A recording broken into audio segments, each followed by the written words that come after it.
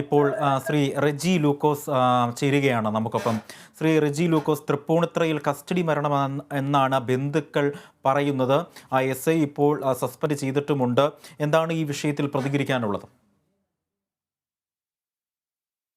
അന്ത്യമായി പോയി. ഒരു പോലീസ് ഉദ്യോഗസ്ഥൻ ഒരു മനുഷ്യനെ സ്കൂട്ടറെ കൈ കാണിച്ചപ്പോൾ അല്പം മാറി നിന്നതിന്റെ പേരിൽ തല്ലിക്കൊല്ലുക എന്നൊക്കെ പറഞ്ഞാൽ കേരളത്തിലെ ഒരിക്കലും അംഗീകരിക്കാൻ പറ്റത്തില്ല. നമ്മുടെ പോലീസ് സേനയില് ദേശീയതലത്തിൽ 12% ക്രിമിനലുകൾ, കേരളത്തിലത് 6 ഇപ്പം 4%. ഈ 1-2 അല്ലെങ്കിൽ 4-5 വരുന്ന ഈ പോലീസ് ഉദ്യോഗസ്ഥരാണ് കേരളത്തിലെ പൊതുസമൂഹത്തിനും കേരളത്തിലെ എന്താ പറയുക ആ സേനയ്ക്ക് തന്നെ നാണക്കേടുണ്ടാക്കുന്നത്. അത് യാതൊരു സംശയമില്ല.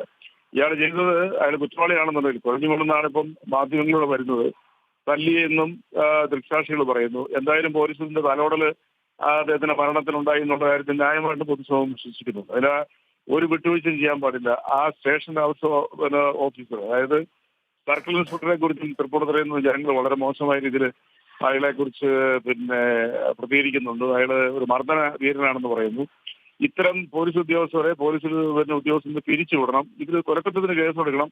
അവിടെ മർദ്ദനം ഉണ്ടായിട്ടുണ്ടെങ്കിൽ തീർച്ചയായിട്ടും അത് ഒരിക്കലും അംഗീകരിക്കാൻ പറ്റില്ല. പരിഷ്കൃത കേരള സമൂഹത്തിനെ തല്ലിക്കൊല്ലാനാകുന്ന പോലീസുകാരെ നമുക്ക് ആവശ്യമില്ല. ക്രമസമാധാന രംഗത്ത് രാജ്യത്തിന് മാതൃകയായ, ഒരു പരിധിവരെ ലോകത്തിന് ഒരു മാതൃകയായ കേരളത്തിലെ പോലീസിൽ ഇത്തരം ചില പുഴുക്കുത്തുകളാണ് നമ്മളെ എന്താ പറയുക നമ്മുടെ പോലീസ് സേനയെ അപമാനിക്കുന്നത്. അതുകൊണ്ട് ഒരു വിട്ടുവീഴ്ച ഇല്ലാണ്ട് തന്നെ ഇതിനകത്ത് സർക്കാരിന്റെ നടപടി ഉണ്ടാവും. സർക്കാർ ഉടനെ തന്നെ പ്രവർത്തിച്ചിട്ടുണ്ട്. എസ് ഐയെ സസ്പെൻഡ് ചെയ്തു. അവിടെ ജനങ്ങൾ പ്രതികരിക്കുന്നു. സ്വാഭാവികമായിട്ട് പ്രാഥമികമായ അന്വേഷണം കഴിഞ്ഞാൽ കുറ്റവാളികളായവർക്കെതിരെ ഈ ഗവൺമെന്റ് നടപടിയെടുക്കുന്നതായിട്ട് ഒരു തർക്കമില്ല. 18ഓളം പോലീസ് ഉദ്യോഗസ്ഥരെ അടുത്ത വർഷം ദിനാചരണത്തിൽ സർക്കാർ അധികാരമേറ്റതിനു ശേഷം പിരിച്ചുവിട്ടിട്ടുണ്ട്. 59 പേർക്ക് പിരിച്ചുവിടലിന്റെ വക്കിലാണ്.